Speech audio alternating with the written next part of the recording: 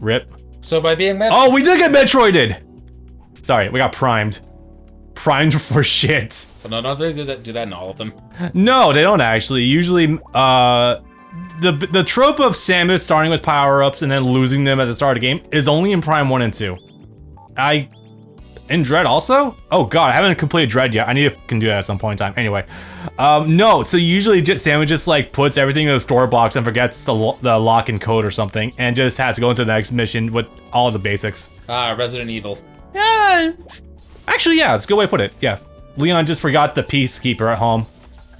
The typey thing. The broken butterfly / well, yeah, the typewriter also. I like how your brain went to the typewriter first. That is the weapon of that game. See, you think that one back in my day of 04 G4 TV when Adam Sessler was making horribly racist reviews on X-Play. Anyway, tangent aside, back in those days, for me, it was the hand cannon. Fucking insane weapon, that one. You play this game because you want to fuck a child. I think I missed that one. I am only familiar with the fucking Baten Kaitos review they did. I think that was Baten Kaitos. I don't think that was in there, but like it starts on racism, goes to replacement theory, and then ends on like just light alcoholism jokes. Like what? It's wild. If you guys have not watched the X-Play review for Baten Kaitos and you want a perspective of how racist Americans could be sometimes, there you go. And then he doubled down. He did. That's the wildest part. It's like, dude, you're not even gonna acknowledge that the times were different? My god. I like how it's normal clothes. Yeah, your equipment kind of goes back and forth on whether or not it's fantastic or not. Rainbow having a totally normal one, eh? The 2000s were the sort of angsty rebel phase of the entire industry. That's not a bad way to put it, actually. But that's definitely where I think a lot more open critiques, because the internet was a thing, of like horrible tropes were actually being tackled. Those are drones. I was gonna say, man, modern games are all weird and wacky. And why you gotta have modern technology? I miss when our enemies was fairies, back in the good old days. I miss when the CIA wasn't trying to kill me in my games. And games these days are too political. Now the NSA is trying to off me in my Touhou. I wish to go back to the days when I was too stupid to know that political jokes were always in there the entire game. I never played Metal Gear Solid 1. I got modern date. No, the joke was current date. That was it. The fucking British weirdo. That was it. Fucking pronouns. Pronouns.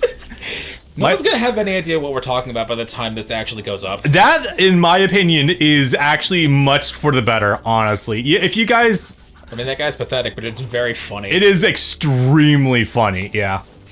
Like, no one tell this, my dude, that politics have always existed in games, especially Bethesda. Oh, no one tell him about the Skyrim war in... Well, Skyrim. And also the My favorite part is that guy saying... San Francisco politics, even though you're literally in Britain. You don't know anything about this. Yeah. Also, Bethesda operates out of Texas. Yeah.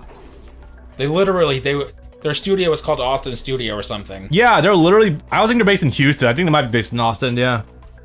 Anyway, maybe it's sort of better that no one knows what the fuck we're talking about. If you don't know what we're talking about, then congratulations. You are not terminally online like we are. You are better off for it, my friends. Anyway, Adam Sessler started something terrible, but honestly, that was the low point of racism in games media. The actual 7th gen took it to the next level. How so? What's his ass, the indie dev that everyone hated? Oh no! Oh, I think I know what you're talking about. Yeah. At some convention, someone asked him what he thought of Japanese games, and he said, "Japanese games suck, and they always have." Okay. Like, we're kicking your ass. You guys need to innovate. Yeah. That one. Thank you, Touhou. Oh my god, Phil Fish, right. Jesus Christ. He made a shitty indie puzzler game that was actually really bad, but he was really high on himself. That man was purged to the deep depths of my mind, and only now my the CIA activation code has been awakened in my mind. Sleeper agent, yeah. Goddamn, yeah. Speaking of indie games, these guys seem to know what they're doing. You can always count on Touhou Games. Yep. He created Fez, then threw a hissy fit and canceled a sequel. That was it, right. Fuck him, whatever. It gets better because if I'm remembering the story right, he was like 97% done before he said fuck it. Imagine him being that much of a pussy, oh my god. One thing you might note is that in this game, you do not get to be as powerful as you do in the original, because in the original, with a combination of your items, you can get your critical hit percent to like 65%. Yeah, right. 60% of all of your attacks will be critical hits, doing 2 to 4 times as much damage. By the end of it in this game, I never got it to go above 40. I think that's kind of for the better. That way it does actually make you have to use your brain a little bit. And I mean, you'd think that, but this game can hit really hard sometimes. I see. It's the Touhou 1 to 2 syndrome, I see. Where Touhou 1 is moderately a comfortable ride, and Touhou 2 is, oh boy. Oh, is that who we're looking for over there? I believe it is. Yeah. Excuse me. Coke Zero just destroyed my diaphragm right now, goddamn. Get ready to meet our Scrappy 2 for the game. That's a damning indictment if I've ever heard one before. Holy shit. They put her on the cover like you think she's going to be one of the playable characters, and maybe she is. To be honest, I haven't completed the game yet. It is a lot longer than the first one. I've only completed the Reimu route thus far, but yeah. It's like, no, she's just your companion. She's not actually a playable character or one of your supports. Which sort of makes sense in context. She has dream magic, but she can't actually shoot, I don't think. Right. What was her... I know we've only gone through her in like 2 separate games before, and I'm trying to remember the full like brevity of her story. It was definitely something involving dreams. She can transport people to dreams, but she can't harm people there or something. I'm probably way off base, but I remember something to that capacity. In her dream, she can travel to Kinzokyo and affect the world that way. She can alter the state of the world inside her own dreams. When she wakes up, everything goes back to normal. Oh, wow. Okay. Oh. This is compacted with the fact that later on we have the character that is the Dream Master. Dreamfish. Zelda Oracle of Seasons, or was it Link's Awakening? That was it. Right. Sorry, I always conflate Link's Awakening and Oracles. I always keep forgetting which one's which. They're both the Game Boy games. Yeah. So that tracks. I know there's not a lot you can do with indie budgets, but I wish the music didn't stop during dialogue scenes, since you're going to be able to hire voices. You think this would be a pretty easy thing to code around, but I guess not. Again, I would love to know what game engine these guys are running. I think they're doing this for effect, but needless to say, I don't think the effects lands, especially when the models look like that. Yeah, definitely. Look at her idling. Yeah, her arms are just like kind of like flying in the wind right now, yeah. Yeah, she's a scarecrow. Basically. I will say Sumariko still got a decent design overall, though. The cave does actually add a good amount of flair to her. Oh no, she's cute. She's just mildly annoying is all. Yeah. So basically she's saying that, oh, you're from the other world. Can I go with you? But, no, you'll die. You're just a human. I will say, I just noticed, she's got actual Nordic runes on the inside of her coat, I think. Yeah. Yeah, like the F and a P on the right. Obviously, those aren't what they actually are, but so we can recognize them. On the right side of the collar there, like, I've seen those symbols so many fucking times in God of War Ragnarok and in God of War 4. So that's how I recognize that immediately. Reminded of how I had to make sure we had the subtitles on when watching Film Red, because one of Uta's songs is spelled entirely in runes. Yeah. Wacky stuff. The song that was going to destroy the world. Yeah, summoning the dream thing, yeah. Yeah, it kind of kills the atmosphere to have there be nothing with how long this dialogue goes on. It definitely, especially for dumps like this, yeah. Here we go. Now we're rocking. So considering she's only our second boss in the whole game, I'm gonna. Oh, right, she can't shoot proper, so she just throws. She just literally throws trash. What? The perfect chaos boss fight, yeah. From Sonic Adventure 1. That's also worth mentioning. I don't know if you mentioned this before, but we do actually have healing spells that we can equip now, which is really handy. Yeah, you have a heal button now. Yeah. You didn't have that before. You had to get healing items, which wasn't an issue. That's a standard fare. Yeah, this actually does seem pretty doable. Flow a bit smoother. Yeah, this boss fight does actually seem pretty simple, all things considered. You can guard certain attacks if you don't perfect guard, but you will take a certain amount of chip, and you actually can get your chip broken. It's Devil May Cry Royal Guard stuff. Damn it. Okay.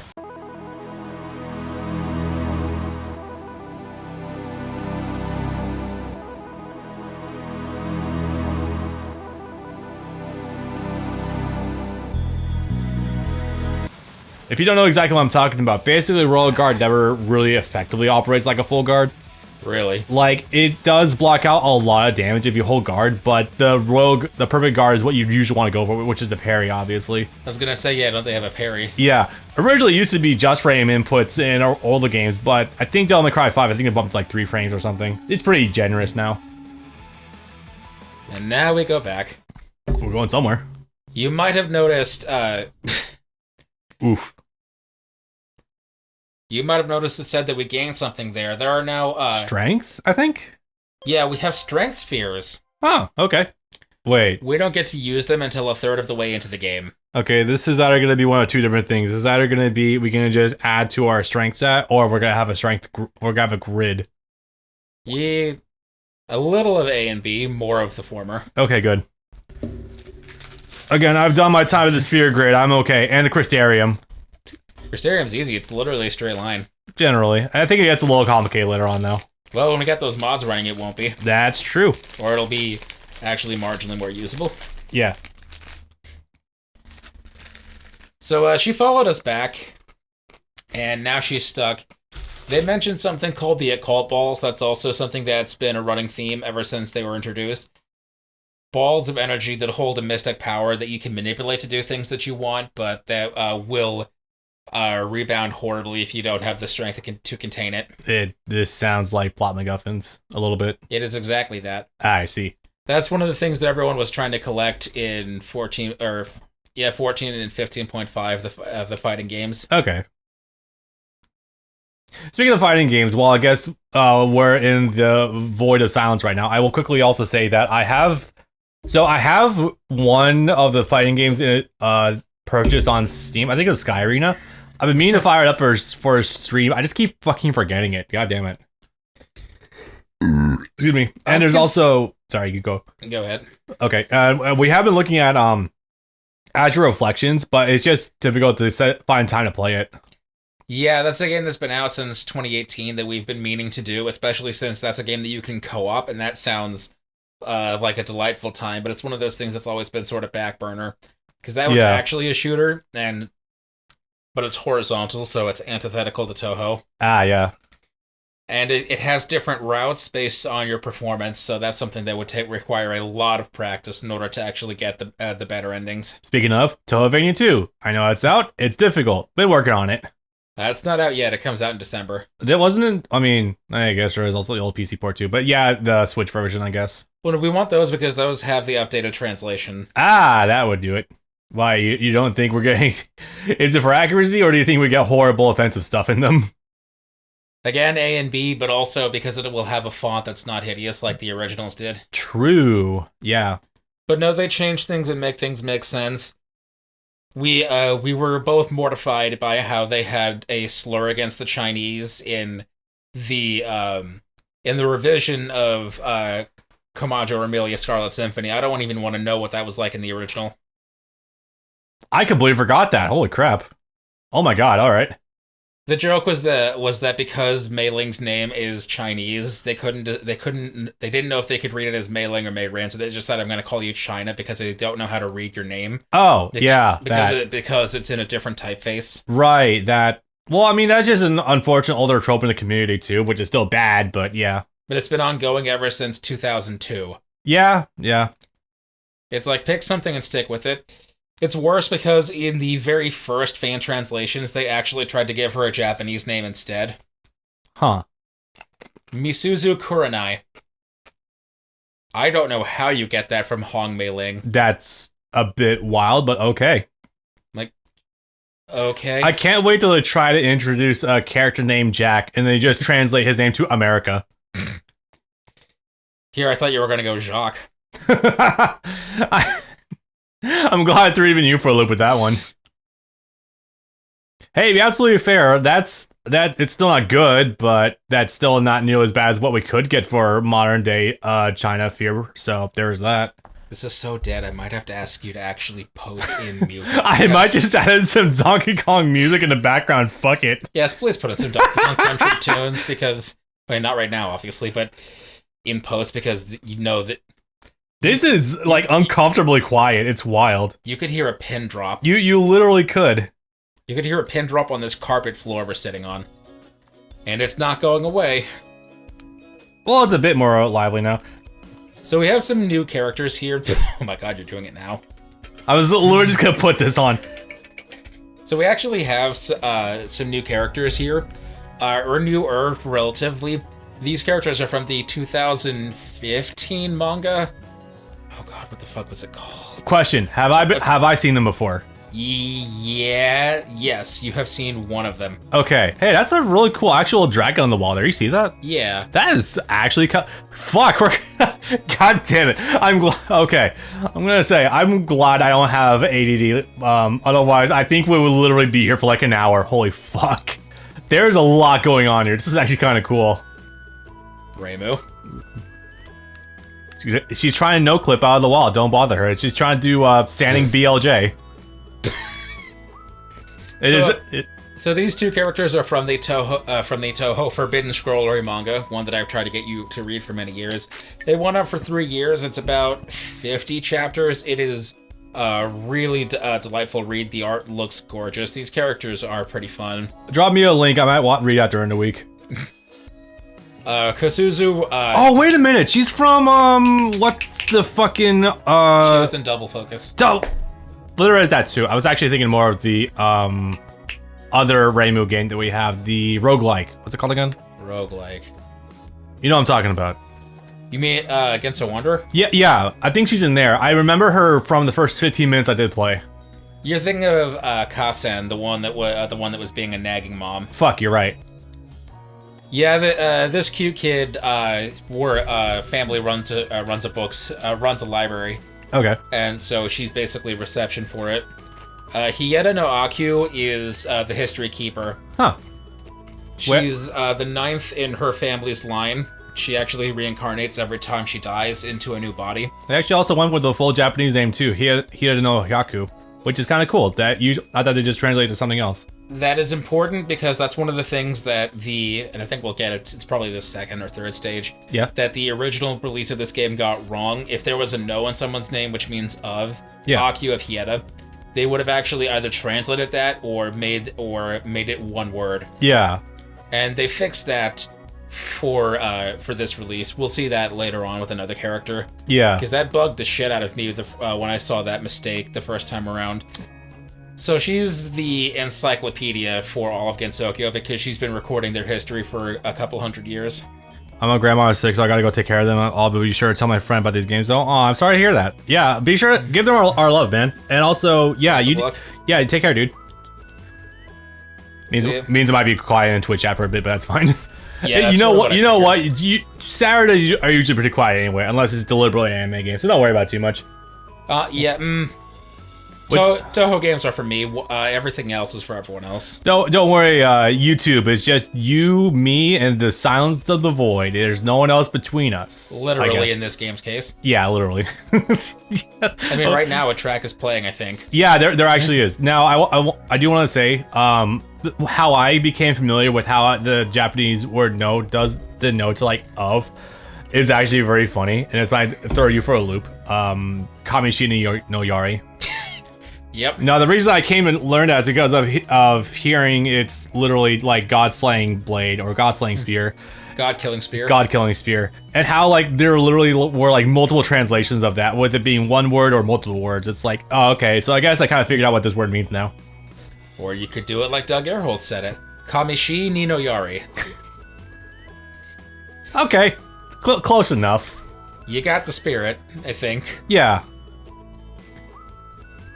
Did you watch that one recent MBT video with the guy trying to pronounce words on the Clips channel? No, I haven't seen that. The man pronounced benign as Benjin, and I just couldn't. There's a gaming/podcast channel that I watch that has 4 guys on it. One of them's bit is that they don't know how to say like any words, even though they're a native English speaker that grew up in New Mexico. They're full-on American, but they say things wrong, maybe on purpose. I can't quite tell. But it's like, yeah, it's a bit from them. Okay.